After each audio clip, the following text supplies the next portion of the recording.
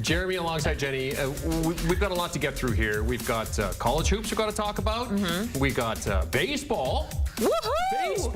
Baseball, baby. We've got some golf, and of course, the NFL off-season is continuing, and that's where we start today. Is there really like an off-season, though? I know technically it's the off-season from playing, but we've just got so much to talk about, including the Scouting Combine, which is coming up next week. We'll have full coverage from Indy for that. A lot of eyes on the Bears as they evaluate their potential first overall pick. A lot of questions there, but I think it all kind of stems back to what is going to happen with Justin Fields for sure. The Bears on the clock, and the debate is raging on as what they should do with that first pick. They said it would take a king's ransom to pry it from their claws, but if they do keep it, what do they do?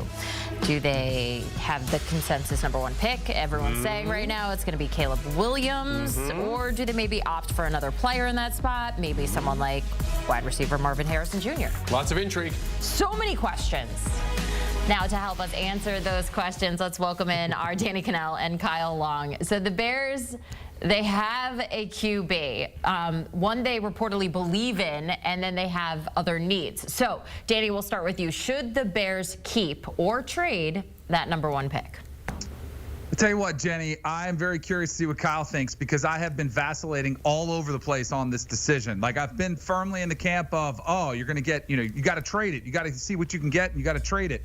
I've been in the camp of, you got to trade Justin Fields. I'm going to go, for the sake of this conversation, I'm going to say that you go with Caleb Williams, that you keep the pick, you use it on Caleb Williams, who's been projected by most, including myself, to be the #1 option in this class, in the fact that you're already going to get a haul for Justin Fields as well when you trade him away. Because typically, if you have this pick and you use it, you might not have that left over, and you're kind of stuck, and you're thinking, what are we going to do with this #1 overall pick, this talent? How are we going to put talent around him? Well, they also have the #9 pick. Then you trade away Justin Fields. You get more for that as well. So I'm going to say start fresh. I think everyone's happier, including Justin Fields, by letting him get a fresh start. There's too much damage that's been done between him and the franchise, the relationship there. So I'm going to say draft Caleb Williams and move on with from Justin Fields and start looking for the fresh future with a new quarterback. Yeah, Danny, it all comes down to what Ryan Poles really feels like, or who Ryan Poles feels like is the diamond in the rough here. We all know Caleb Williams, but there's other quarterbacks that he could have his eye on in case somebody wants to move up and give him a king's ransom for that #1 pick. But in my opinion, it's you got to go get Caleb Williams. You've got the defense to go win right now. You've got a coaching staff that seems to be on the same page with ownership and management. And Matt Eberflus, the way he had that team playing at the end, it seems as if they were one quarterback away at times. And yes, you, me, and America, we've fallen in love with Justin Fields' talents. But as we've seen in the Super Bowl, you need a chameleon at the quarterback position. You need your Patrick Mahomes to maybe become Lamar Jackson. And if Lamar Jackson wants to get over the hump, he needs to be able to become Tom Brady. I feel like we get a bit of that with Caleb Williams. The other guy that I have my eye on, Jaden Daniels. Could he be the guy that sneaks under the radar? All right, so both you guys right now saying Justin Fields is getting traded away. So where do you see him landing? What teams would be a good fit for him? Danny, your take first.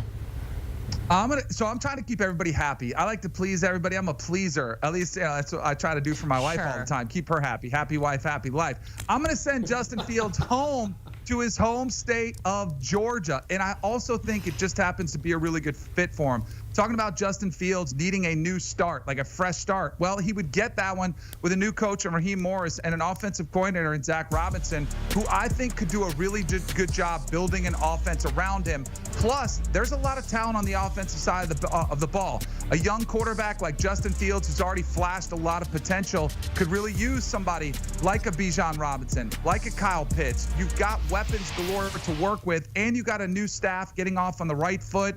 Everyone would be enthusiastic. The positivity would be there. And I think the second time around is the charm for Raheem Morris. So I'm going to say Justin Fields fits with the Falcons just perfectly. I think Danny is speaking the gospel right now. I think when you bring a guy like Raheem Morris and you bring in Zach on the offensive side of the ball, look, he's going to present new ideas to Justin Fields. This is not the typical offense that Justin Fields has ran. I mean, he's going to be asked to do some new things. Obviously, the history of that Rams offense is a really good one. And paired up with a guy like Justin Fields, I think we could see what we have seen could be the tip of the iceberg for his quarterback play. I think Atlanta would be a great thing for him football-wise, from a cultural standpoint, and to your point, he's from Georgia. It'll be a blast to see him in Atlanta. Just watch out for a team like New England, though. Ooh. All right, we're going to keep it with the Falcons, though. So you have a new head coach and Raheem Morris and their GM, Terry Fontenot there. He said this week the quarterback is a top priority. So, Danny, what route do you think they need to take to address that? Is it only going to be looking at Justin Fields, or are there other options there for the Falcons? Oh, there's some other options. Keep an eye on Kirk Cousins. There's been some ties there to Atlanta with him as well. I believe his wife is from there. He's familiar with the area. But I also think Kirk Cousins is somebody that if the Vikings decide, to move on from him, he's a free agent. The deal. I think it'll probably be that 2 years, $90 million type range. You bring in some instant stability, some instant leadership. Like you go with a young quarterback, there's obviously a risk. With Kirk Cousins, you know exactly what you're going to get. And I don't feel like a quarterback his style of play is going to be, too much concern about the Achilles injuries coming back from. Shouldn't impact him as far as what he does from in the pocket.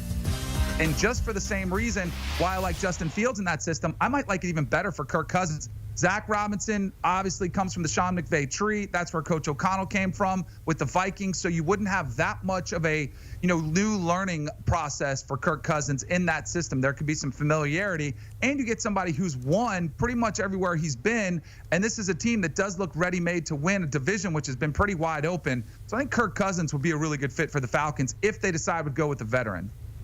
Danny, wouldn't it be such a microcosm of the Atlanta Falcons fandom? We've seen them with Desmond Ridder get down into the low red area so many times. You say, God, this offense looks great. Boom, turnover. And that's what really has been the Achilles heel.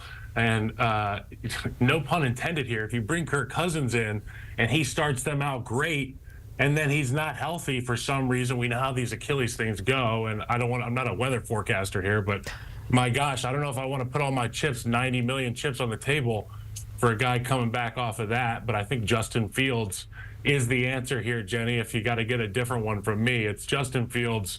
God, he's a stud. He's a horse.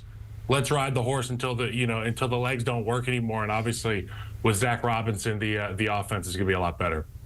We got a pleaser and a weather forecaster here, so this has been really fun. We're going to continue now with Russell Wilson. His time in Denver believed to be over, so the sweepstakes right now is set to begin. So, Danny, where or maybe even who is the best fit for Wilson? For Russell Wilson, I think there's a team that makes a lot of sense, and it's a team that, has had a lot of success at quarterback, but the last few years have been bumpy, and the future still looks bleak for Kenny Pickett. I'm going to look at the Pittsburgh Steelers. I think what they lacked last year was leadership, and if you get somebody that's had the type of career that Russell Wilson has, I know it got a little bit bumpy in Denver, but I think that humbling experience for him might provide, him an opportunity to kind of re-examine what he's all about, and I do think he's learned from that process. And even this season, before Sean Payton, the Broncos decided to bench him late in the year, he was playing a lot better. Much like Kyle was talking about, turnovers were an issue with Kenny Pickett, inconsistency. Russell Wilson did get better. He's going to improve there. And with Jalen Warren, Najee Harris, you got a run game to build around him. I think he's still got some years left in him. And I think you might be able to get a bargain on Russell Wilson if he does hit the open market, because it's time to buy low on Russ. And I do think Russ could use, again, similar to what you saw with Sean Payton, a strong coach that's respected in the locker room that can kind of tell him, hey, this is what we need from you. We don't need any of your antics. We don't need your own office upstairs. We need you to go be the franchise quarterback and have none of the off-the-field stuff come into play. And I think Mike Tomlin could be the right guy to help Russell Wilson get his career back on track. What a roller coaster career it has been for us. All right, we're going to look at the Raiders next. I need to explain this one a little bit first. So we've all heard that Patrick Mahomes, a lot of people are like, he's the Michael Jordan of the NFL. It's a huge statement, of course. On a podcast, Raiders head coach Antonio Pierce, he said when it comes to Mahomes, he's going to take a page out of the Detroit Pistons book. Take a listen to this. Everybody's watching the Raiders versus the Chiefs. And I told these guys, I said, listen, this is our time. It's our time. It's nothing for nothing. Max knew exactly how we built up that week, what I was doing to build up that week, to hate the color red. Like, we saw red, we hate red. That's right. Like, it was on that kind of level, right? And I told him there's a difference between dislike and hatred. There's a hatred for the Chiefs. Like, you got to truly dislike and hate this individual team. We'll be cool now in the offseason. We see it, we're going to shake hands, we're out in a place like this. But between that green lines, between that white lines and the grass, it was on. You got the Jordan rules, and I'm calling it now from now on, as long as I'm here, the Patrick Mahomes rules. So you remember when Jordan was going through it with the Pistons, all those guys in the 80s before he came Michael Jordan and Air Jordan, the Pistons used to whoop his. Anytime he came to the hole, elbows, feeling them, love taps. We touched them. We in the head, mentally, physically, emotionally, spiritually. I'm touching you. So I showed those guys Jordan getting his whooped. In the head, mentally, physically, emotionally, spiritually. All right, so you both obviously played the game. What do you think of this tactic? Danny, we'll start with you. Oh, so here's the thing. I love Antonio Pierce. I think he's going to be great for the Raiders. I think like his refreshingly, honest approach there is one of the reasons the players love him and they want to play for him. But if you're AP, why are you saying this now? Like, why not wait till you've been the head coach for 10 years and Mahomes is towards the end of his career and maybe you've beat him a few times and say, okay, here was our plan. Why give out your plan ahead of time when you've kind of alerted, most importantly, the NFL, who all of a sudden is going to take notice of this and say, oh, really? You think you're going to have the Mahomes rules? Well, we're going to keep an eye on this game extra tight. This is a philosophy that I think everybody has, no matter the quarterback, but maybe especially with Patrick Mahomes, you've got to impact the QB. You've got to try to get in his head. And if you look at the last time Patrick Mahomes was in the Super Bowl and lost, what was he doing? He was running for his life the whole time against the Bucs. So I agree with the plan, but I don't know about telling the whole world about it on the podcast, because I think that might put them in a little bit of trouble and a bullseye on their back where the refs call the game even that much tighter than they already do. You know who has social media, Danny?